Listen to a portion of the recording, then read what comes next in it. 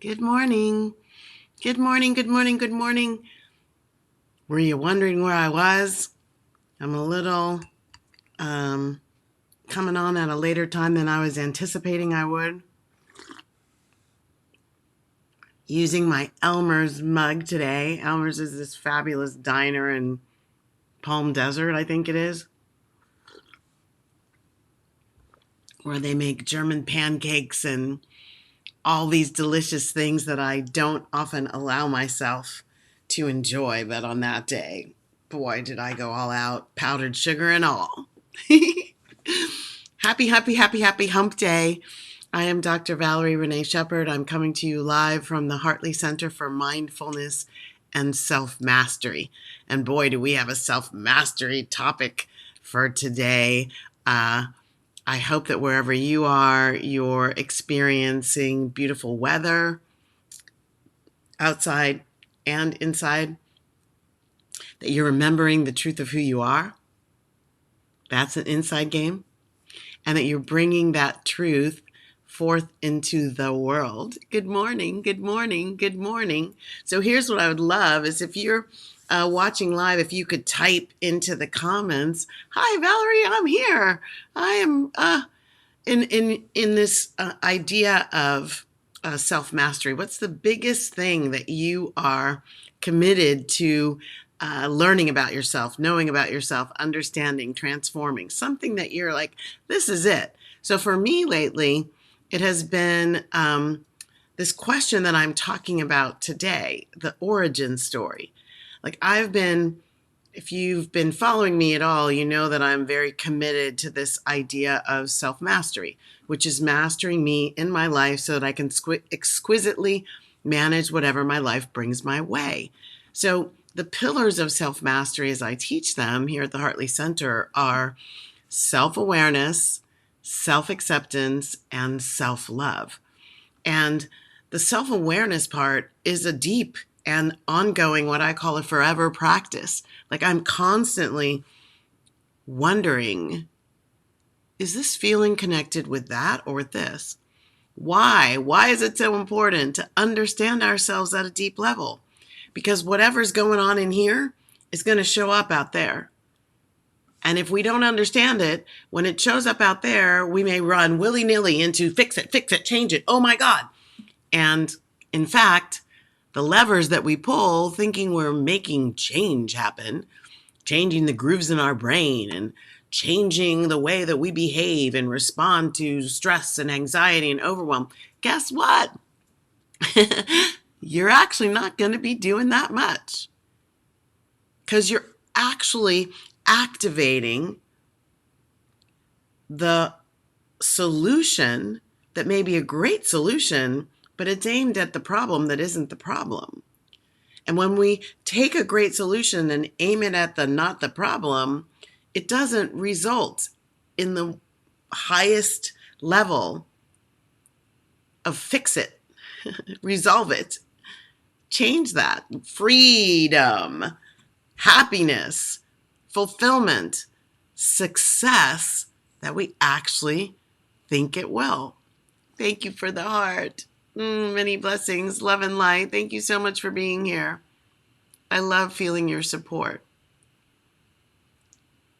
So, the title for today is, what is your origin story? And if you're like me, you probably think you know your origin story very well. And you've probably told it 1,000 million times. Is that a number? I'd love to see that represented in a number. 1,000 million times. Yes. Beautiful. And just like people edit books, just like books come out with new editions, just like there are evolutions and arcs in dramatic series or comedic series that we binge on Netflix or on Hulu or on Prime, just like those,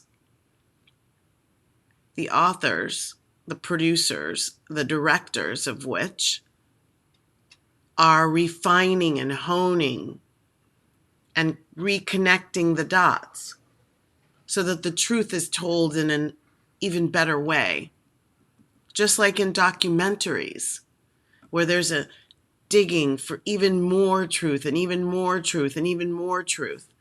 Question marks left in certain places on purpose. This is our opportunity to anchor in on what is real and true in our origin story. And here in the United States, it's the Wednesday before Thanksgiving. Wednesday before Thanksgiving. And Thanksgiving is a somewhat controversial holiday in these United States. When I was growing up, the controversy was not at all a part of any discussion I ever had, any understanding I ever had about Thanksgiving. Thanksgiving was a holiday that was reserved for making the pilgrimage to my grandmother's house over the river and through the woods. It was actually up I-95. From Northern Virginia to my grandmother's row house in Baltimore. Shouting out to Grammy. Where we would have turkey and cranberry and stuffing. I didn't always like gravy, but it kind of was weird to me. Ugh. And it had giblets in it, which I really do like. A lot of people think giblet gravy is the most disgusting thing in the world, but I like giblet gravy. I'm going on the record. Giblet gravy, not with the heart or the liver, just with the, or the kidneys, just with the liver. I like turkey liver, chicken liver, rumaki. I'm on a food tangent. Okay, rumaki. Chicken liver wrapped in bacon, lightly fried in a pan. Oh my gosh. Eat myself into a coma. Okay, sidebar over. So I liked gravy, and I like giblet gravy, and I love the dark meat. I'm still a dark meat fan. It was a time of breaking bread and reconnecting hearts with those that we loved. It was a time of counting our blessings. And I don't remember very much time being spent on teaching the origin story of Thanksgiving. It was more about reconnecting to the origin story of my family and being in communion with my family. And as time has gone on, that has changed. And so when we look at this idea, so this question, what's in your origin story? It's not necessarily to go back and question whether your origin story is true, but to look at what's in it. What's in it? So dictionary.com defines origin story as a backstory or some kind of established background narrative that informs the identities, the motivations of heroes and villains. Okay, so as an actress, to me, the origin story of a character I was auditioning for or playing contributed to the way I would cultivate that character in me. Whether I would cultivate her this way or that way. And it especially became true that I needed to spend time crafting an origin story when there were aspects of the character that were way far away from the me that I thought I was. So when I was cast to play a prostitute or cast to play an evil executive, I would use archetype work, and I would have to ask myself, do research to find out the portrayal that I was going to bring to life, how it was going to be based in a story, in a truth, some kind of arcing that would allow me to access this character at deep levels.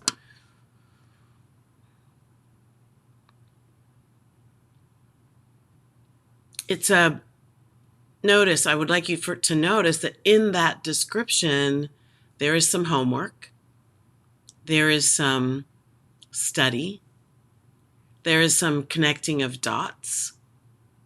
Origin stories.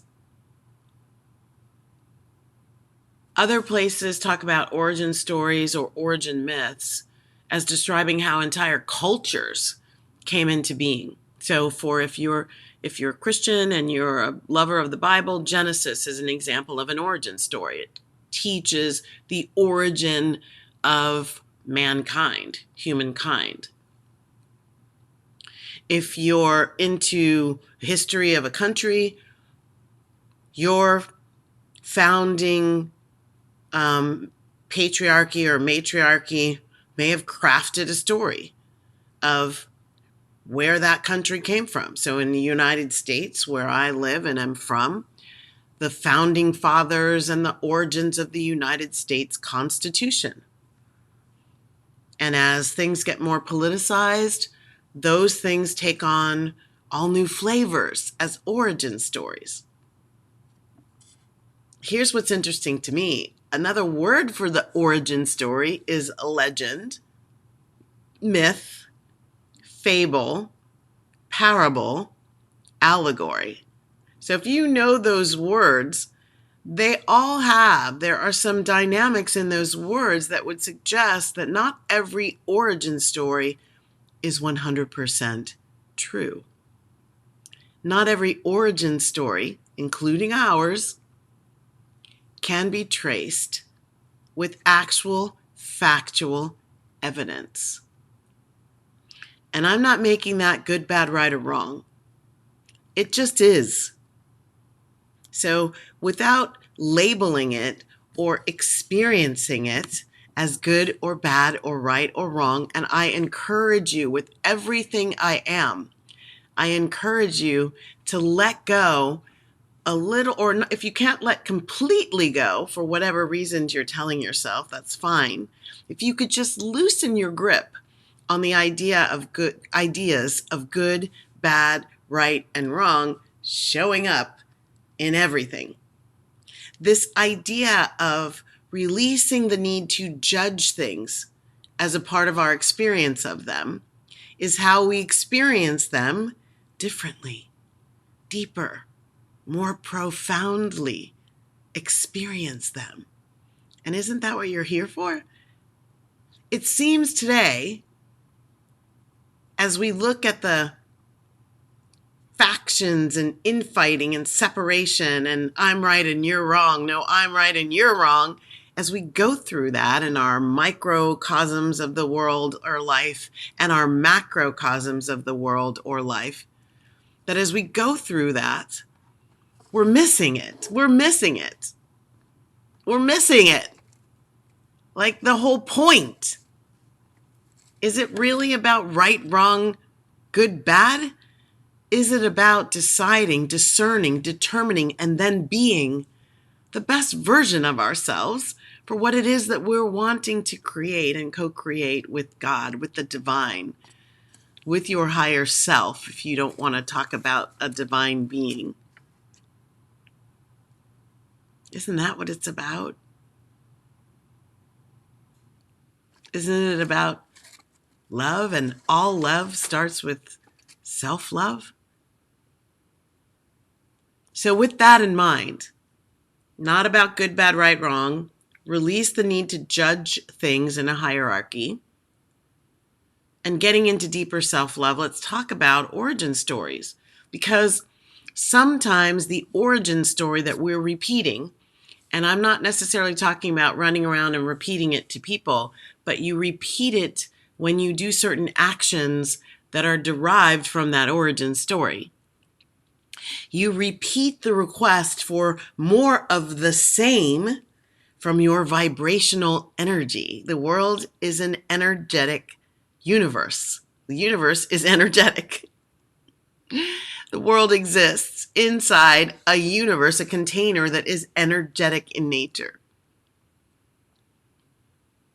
And so as you repeat these stories, this origin story, and for scientists today are letting us know unequivocally, based on data, repeatable experiments, scientific proof that we carry origin stories in our DNA. It's called epigenetics, the study of this DNA transfer generationally. So trauma can get handed down through generations. It's amazing and fascinating to me. And so this really comes into play when we look at our origin stories, Because as the verbal version of the story gets handed down through generations, so does the emotional and traumatic aspects of the story handed down through DNA via epigenetics. I mean, that to me is like, what the?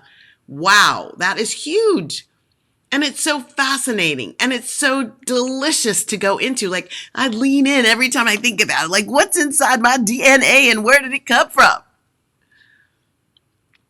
And so I invite you, I encourage you. What's in your origin story? And how is it supporting and serving you to live your best life today, in this moment? Is it necessary that you be anchored in that origin story to get where you believe is your destiny? Or maybe is it time to put that thing down, walk away?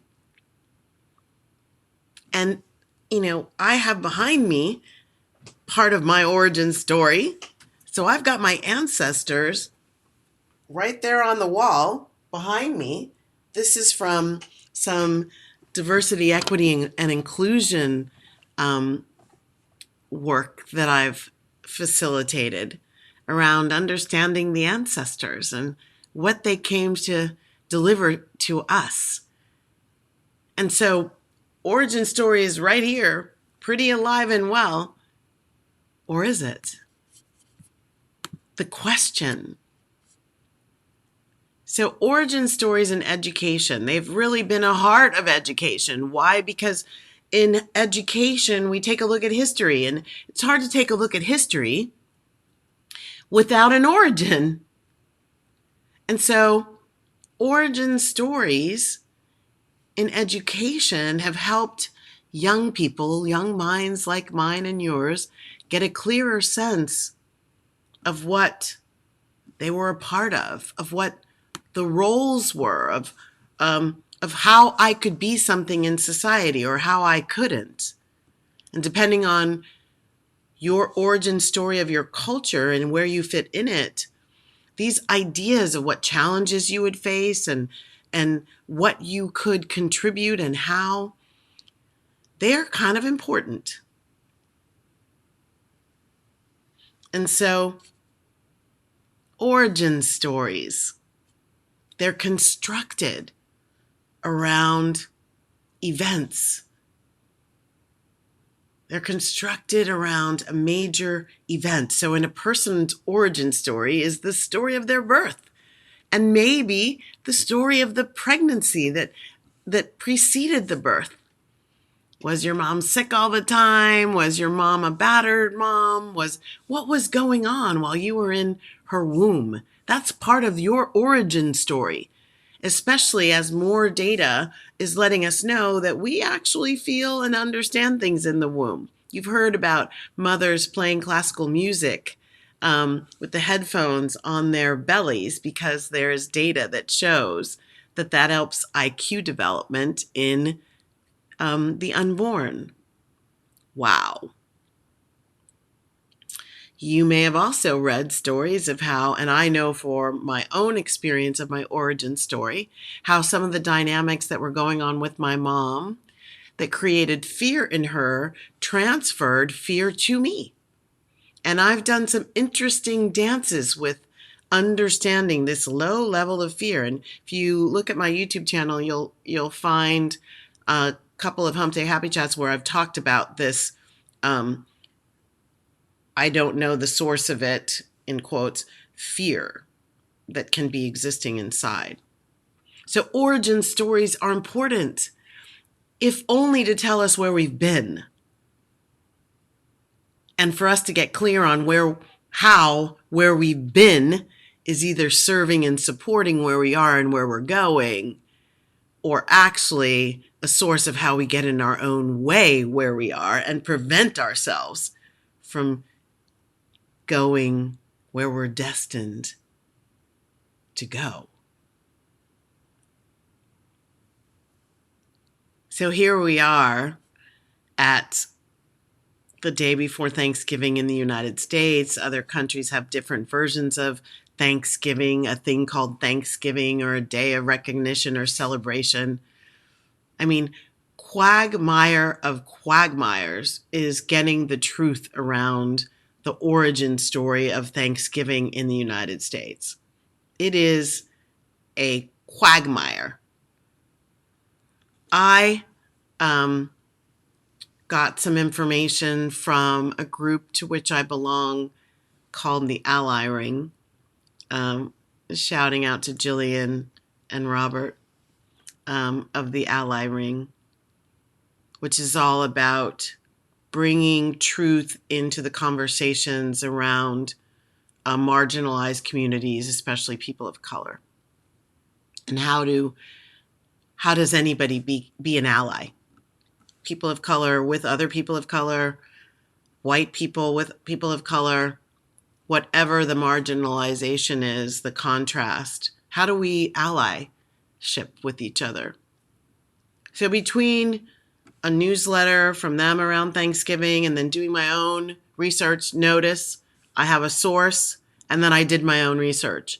And I just want to sidebar on this. Today in the world, there's a lot of very quick source and then copying things and retweeting and pasting and putting things. And I may even have been, I may have unwittingly played into some of that on my own. And for that, I apologize.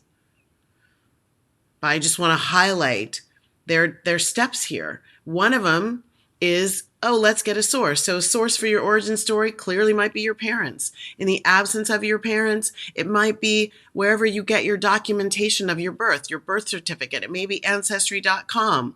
There are sources of your origin story. And the next is doing your own research, clarification, discernment, critical thinking, and applying it to the information that you uncover to discern, is this, wow. And so maybe, not to say that's wrong and this is right, but just to loosen up your grip on what is right, because there are 15 different variations on the theme, which is what I feel like I'm discovering around the origin stories of Thanksgiving. Myth, fable, reality. Do your own investigative research, critical clarity development before pushing one version over the other. Hold a little loosely to what you believe is the adamant truth. I know this because so-and-so said it. Well, so-and-so could very easily have picked up the wrong stuff. And what really disturbed me and continues to disturb me in where our collective consciousness today, especially in the United States, is that there are some deliberately created bullshit versions of things that are wrapped in a nice, palatable, unionizing bow. Let's unify, not unionizing, unifying bow. Let's unify around this theme, but the theme's not true. But we want unification, so we'll just fudge the edges a little. So as I was doing some research, a lot of it on Snopes.com, there's some discussion of a gentleman named Chris Newell, who's director of education and education supervisor at the Mashantucket Pequot Museum and Research Center in New England. Why is that important? Because one of the myths around Thanksgiving is that, and this really gets, cancel culture going, and is that it was the Pilgrims' celebration of their slaughter and annihilation of a Pequot tribe.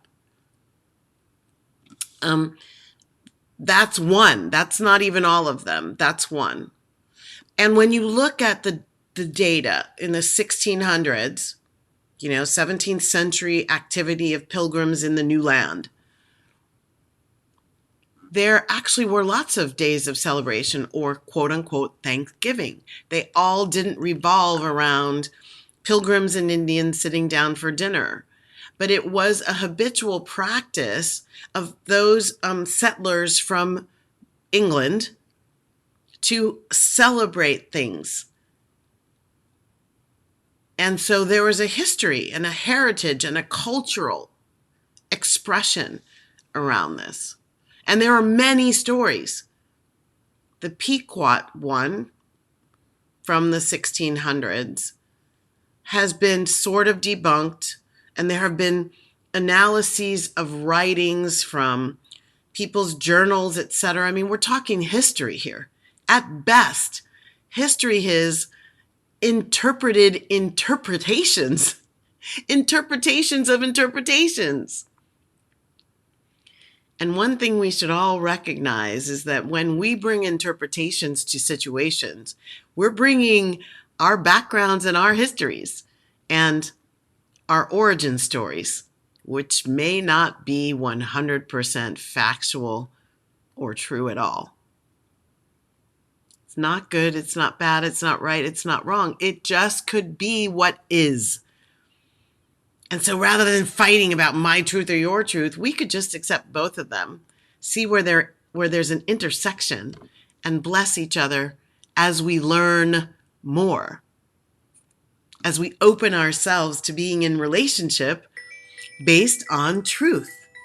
As we do that. What about that?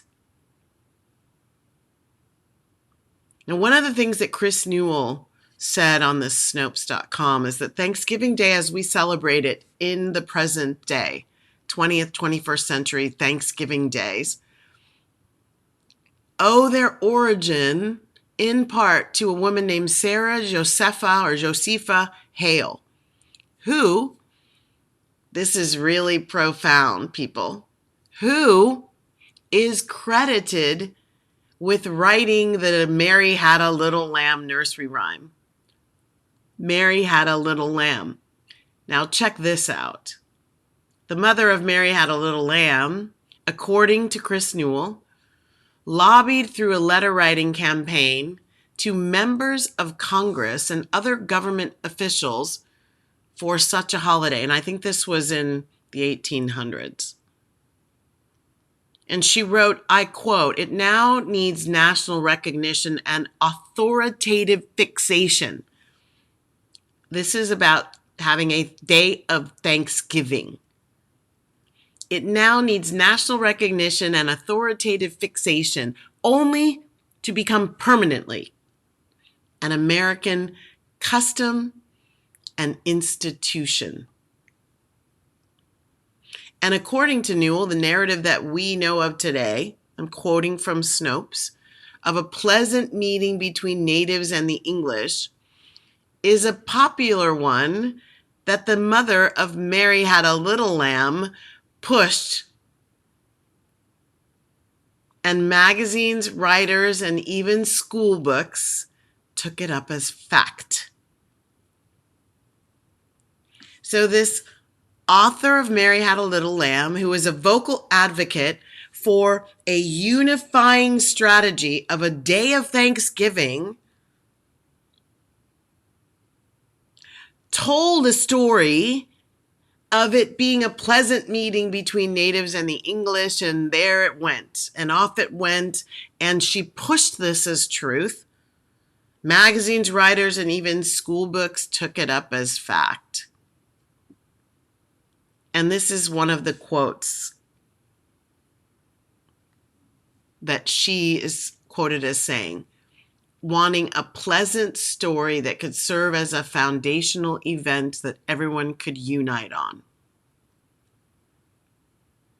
And here we are in 21st century with lots of people questioning the truth of whether that origin story is real and what's underneath it that is being hidden, that doesn't allow people to really understand what they might be celebrating. So this really isn't about changing your mind about Thanksgiving.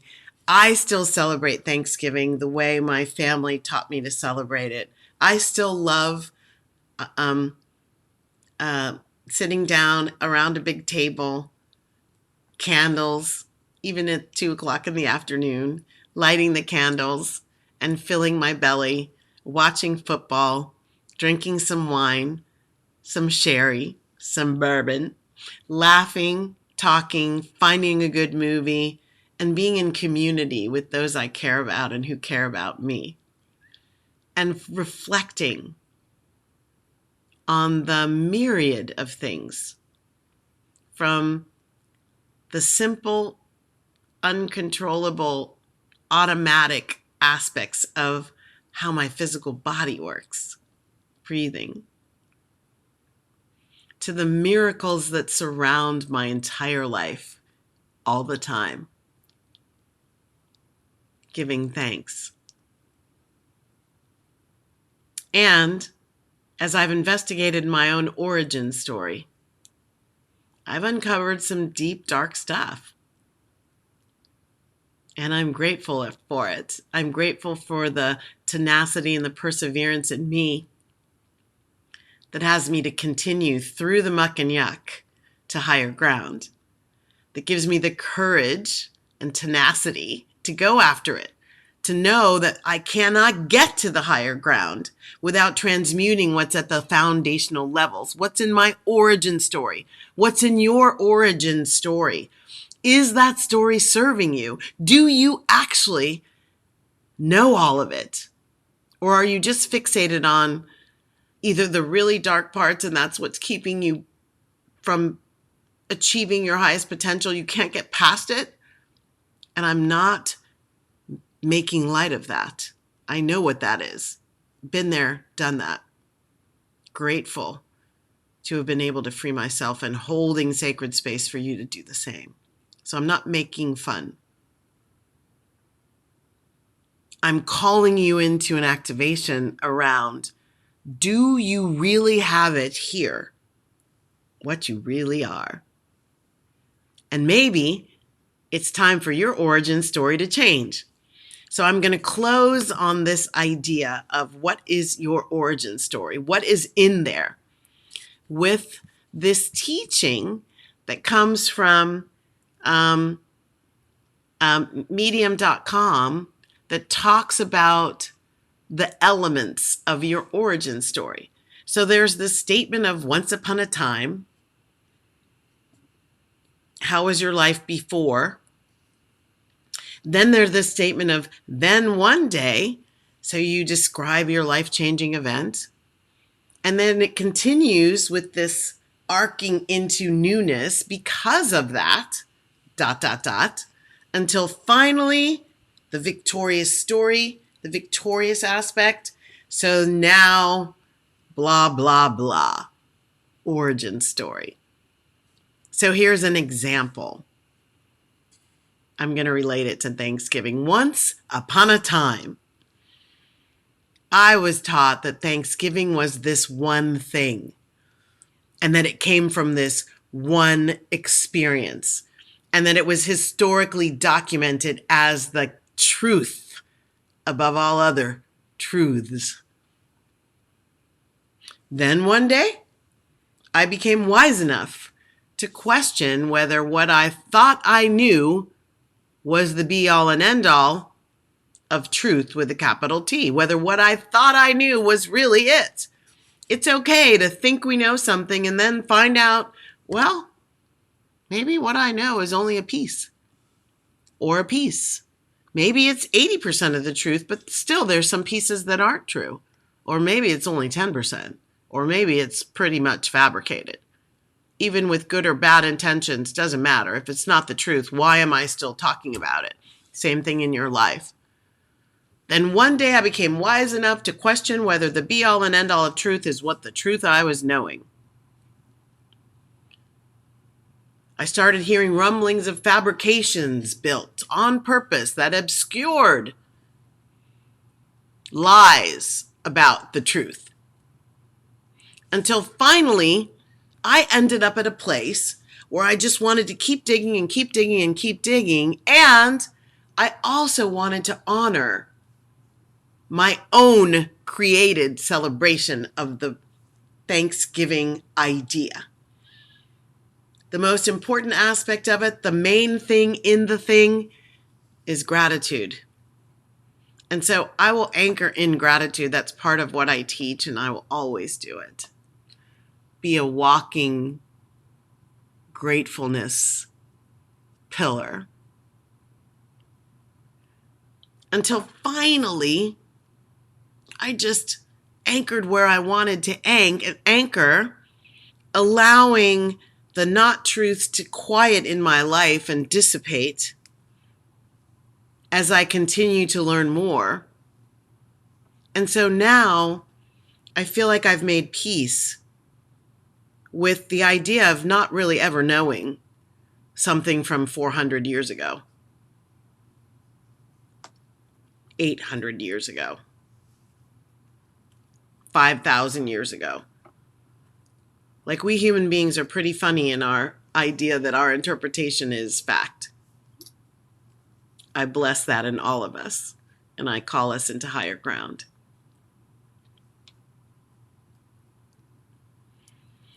So what's in your origin story?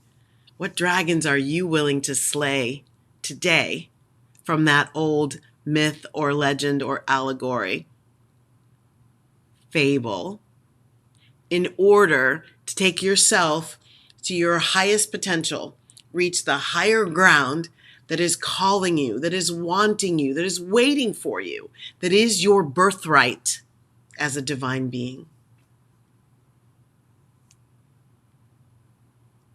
How, when, why are you going to get started? Happy Hump Day. If you are anywhere in the world where you're celebrating a Thanksgiving, happy Thanksgiving. And if you're in a place in the world where you need something to be thankful for, I encourage and invite you to find it anywhere, even in the shitstorm you might be living in. Find something to anchor on to bring light and joy and love and peace back into your heart. I always close the Hump Day Happy Chat with the Karanaya Metta Sutra from the Buddha. It's the prayer of loving kindness. And it goes like this. May all beings be peaceful. May all beings be safe. May all beings be happy. May all beings awaken to the light of their true nature. Awaken to the true origin story of you. Awaken to your true birthright as a divine being. Activate in you, as you, from you, to you, for you, by you. Activate the truth of who you are and rise past your origin story to your destiny. And may all beings be free. All beings 100% includes you. So make sure you pray that prayer for yourself.